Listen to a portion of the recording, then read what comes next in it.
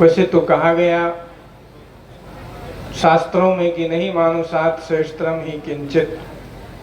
इस संसार में, इस धरातल पर मनुष्य से बड़ा कोई श्रेष्ठ प्राणी नहीं है।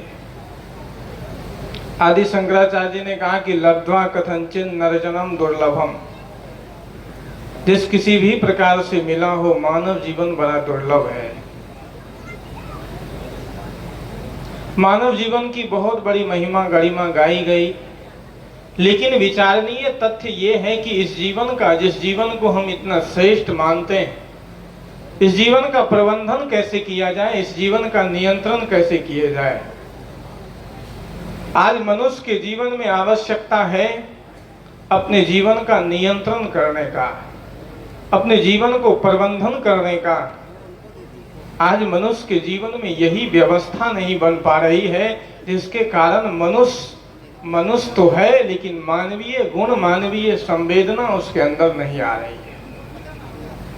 हमारे जीवन का प्रबंधन कैसे हो, हम अपने जीवन को व्यवस्थित कैसे करें, उसके लिए हमारे शास्त्रों में धर्म की मर्यादा कही गई है। लेकिन धर्म, जिस धर्म की बात अभी आप सुन रहे थे कि लोगों ने धर्म को मंदिर तक ढूंढना प्रारंभ किया, किसी ने धर्म को मस्जिद तक ढूंढना प्रारंभ किया, किसी ने धर्म को गिरजाघर तक ढूंढना प्रारंभ किया, कि दुर्भाग्य आदमी जिस दिन अपने जीवन में धर्म को ढूंढना प्रारंभ कर देगा, उस दिन आदमी हो जाएगा, उस दिन आदमी के जीवन का प्रबंधन हो जाएगा। हम मंदिर में तो धर्म को ढूंढते रहे, गिरजाघर में धर्म को ढूंढते रहे, लेकिन अपने जीवन में कभी धर्म को ढूंढना आवश्यक नहीं समझा। इसलिए हम तिलक तो लगाएं, इसलिए हम गले में माला तो पहने, लेकिन दुर्भाग्य रहा आदमी के जीवन में कभी धर्म उतरा ही नहीं। वो धर्म केवल मंदिर तक रह गया, वो धर्म केवल शिवालय तक रह गया, वो धर्म केवल गिरजाघर तक रह गया। आदमी के जीवन का प्रबंधन का पहला सूत्र यही है कि आपके आहार विहार व्यवस्थित कैसे हों।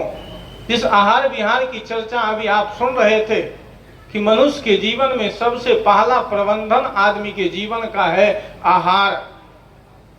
गीताकार ने कहा कि युक्ता आहार विहारस्य युक्त चेष्टस्य कर्मसु युक्त स्वप्नावबोधस्य योगो भवति दुःखा। कि मनुष्य के जीवन में का, जिस व्यक्ति के जीवन में आहार विहार जिस व्यक्ति का युक्त है, उस व्यक्ति के पहले जीवन का प्रबंधन हो जाता है। कभी भी आदमी का जीवन बिगड़ता है, कभी भी मनुष्य गलत पथ पर जाता है। एक छोटी सी घटना कहूंगा और बात आपके जीवन में स्पष्ट हो जाएगी, आप उस बात को समझ लेंगे। एक भिखारी था, भीख मांगता था। संयोग से भीख मांगते मांगते एक दिन एक ट्रेन में चला गया। उस ट्रेन में एक समझदार व्यक्ति बैठा हुआ था। उस व्यक्ति के पास वो भिखारी गया और भिखारी ने प्रश्न किया कि किमपि द्रव्यम देहि, कि कुछ चाहिए हमें, कुछ मिलेगा क्या। वो समझदार व्यक्ति बहुत ही ज्यादा समझदार था। उसने सोचा कि इसको देना तो है, लेकिन ये विचार कर ले कि इस धन का प्रयोग ये कहाँ करता है। धर्म प्रयोग विधि है। जिस दिन आपको ये प्रयोग विधि आ जाएगी ना, विधायक तत्व है धर्म, उस दिन आपके जीवन में परिवर्तन आ जाएगा। उसने सोचा कि इस व्यक्ति को दूंगा तो जरूर, लेकिन इस धन का ये प्रयोग कहाँ करता है ये भी तो देख लूं। उस भिखारी को कुछ पैसा दिया, वो पैसा लिया और पैसा लेकर के वो भिखारी गया मांस की दुकान पर, और मांस की दुकान पर कहा कि मांस दो। वो समझदार व्यक्ति भी उसके पीछे चलता चलता मांस के दुकान पर गया।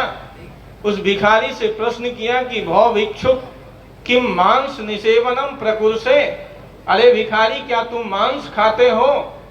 उस भिखारी ने उत्तर दिया कि किम तेन मद्येन बिना, मैं मांस तो खाता हूं लेकिन शराब के बिना मांस नहीं खाता। उस समझदार व्यक्ति ने फिर प्रश्न किया कि तुम शराब भी पीते हो क्या। कहा कि केवल मैं शराब ही नहीं पीता, उसके लिए मैं वेश्यावृत्ति करता हूं, तब शराब पीता हूं। उस समझदार व्यक्ति ने कहा कि मांस खाते हो, शराब पीते हो, वेश्यावृत्ति करते हो, इन सब कर्मों के लिए तुम्हारे पास पैसा कहां से आता है, अर्थ कहां से आता है। कुतस्तव अर्थ, उस व्यक्ति ने कहा कि इसके लिए मैं जुआ खेलता हूं। उस समझदार व्यक्ति ने फिर कहा कि नष्टस्य का अन्यागति, बर्बाद होने के लिए मनुष्य के जीवन में और क्या साधन चाहिए? यही कुछ साधन है जिसके द्वारा आदमी का जीवन बर्बाद होता है। नीतिविद ने कहा कि द्वितं च मद्यं च पिष्टं च वेश्या पापादि चौर्यम प्रदार सेवा एतानि सप्त व्यसनानि लोके घोराति घोर नरकम नयन्ति। मनुष्य के जीवन में यही तो कुछ व्यसन है जिसके द्वारा आदमी अपने जीवन को घोर नरक तक ले जाता है। लेकिन आज दुर्भाग्य ये है, और ये सब चीज हम धर्म के नाम पर करते हैं। लोग कहते हैं शराब पीते हो, तो कहा कभी कभार पी लेते हैं। जब दीपावली का समय आता है, होली का समय, अभी तो होली महोत्सव आने वाला है, कहा शराब पीते हो? कहा कि होली का समय आता है तो पी लेता हूँ। कहा जुआ खेलते हो? कहा रोज नहीं खेलता हूँ, लेकिन दीपावली के समय में जुआ खेल लेता हूँ। सारे कुकर्म आदमी धर्म के नाम पर करता है और आदमी कहता है कि हम धार्मिक हैं। अरे भैया, ये धार्मिक है क्या? ये धर्म है क्या? धर्म के विषय में महर्षि व्यास ने कहा, महर्षि व्यास से किसी ने पूछा कि धर्म क्या है, तो महर्षि व्यास कहते हैं कि सूर्यताम सूर्यताम धर्म सर्वस्वम श्रुत्वा चैव अवधार्यताम। कहा सुनो, धर्म का सर्वस्व कह रहा हूं। कहा क्या? कहा कि सूर्यत्वा चैव अवधार्यताम आत्मनः प्रतिकूलानि परेशान न समाचरेत। जो व्यवहार आपको अपने लिए अच्छा नहीं लगता है, वो व्यवहार कभी आप दूसरों के साथ नहीं करें। यही तो धर्म है। लेकिन ये धर्म आज आदमी के जीवन में है कहाँ? ये धर्म जिस दिन मनुष्य के जीवन में आ जाएगा, उस दिन आदमी के जीवन का परिवर्तन हो जाएगा। अभी हम दूसरे की पीड़ा को समझते कहाँ हैं? एक दिन हम देख रहे थे ऐसे ही मोबाइल में कि एक समाचार आया कि कुछ बच्चे क्या किए, एक कुत्ते को पकड़ा और कुत्ते को पकड़ के उसके पैर में चारों तरफ बम जो होता है ना, पटाखा, वो बांध दिया। और पटाखा बांधने के बाद उसमें आग लगा दिया। उस कुत्ते के पूरा शरीर जो है नीचे से जल करके नीचे गिर गया। क्या ये धर्म है? क्या ये इंसानियत है? क्या आज आदमी के जीवन में इंसानियत नहीं है और धर्म की बात करता है, जटा शिखा की बात करता है आदमी, माला तिलक की बात करता है इंसान। हमारे अंदर से इंसानियत कहाँ चली गई? हमारे जीवन से नैतिकता कहाँ चली गई? हमारा जीवन इतना प्रदूषित कैसे हो गया कि हम अपने जीवन का प्रबंधन नहीं कर पाए? जीवन का धर्म आदमी के जीवन का प्रबंधन करता है। हमारे शास्त्रों में, वेदांत शास्त्र में आता है कि यह खलु चतुर्विध पुरुषार्थेषु मोक्ष एवं परम पुरुषार्थ। इस संसार में 4 पुरुषार्थ माने गए हैं। कहा क्या क्या? कहा कि धर्म, अर्थ, काम और मोक्ष, यही 4 पुरुषार्थ मनुष्य के जीवन में है। लेकिन जिस व्यक्ति के जीवन में धर्म संविधान के अनुकूल अर्थ आता है, जिस व्यक्ति के जीवन में धर्म संविधान के अनुकूल काम आता है, उसी व्यक्ति का जीवन व्यवस्थित होता है, उसी व्यक्ति के जीवन में सुख आता है, उसी व्यक्ति के जीवन में शांति आती है। क्योंकि धर्म का मूल स्वरूप है।